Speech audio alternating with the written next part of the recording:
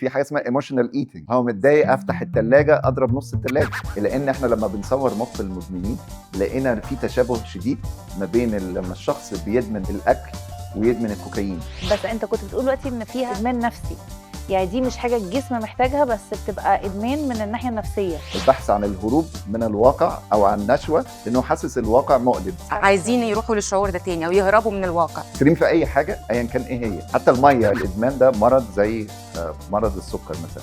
لما يبقى حد ادمن مثلا ماده مخدره او ادمان سلوكي زي ادمان الجامبلينج ولا الشوبينج. الشوبينج كمان هتاخدوه. بعد كده بقى اتضاف ادمانات تانية، بقينا في ادمان الجنس، في ادمان العمل، في ادمان الرياضه، في ادمان الاكل. طب ما حلو الادمان الرياضي. يا ريت ده ما سمعناش عنه خالص، ادمان الرياضه ده.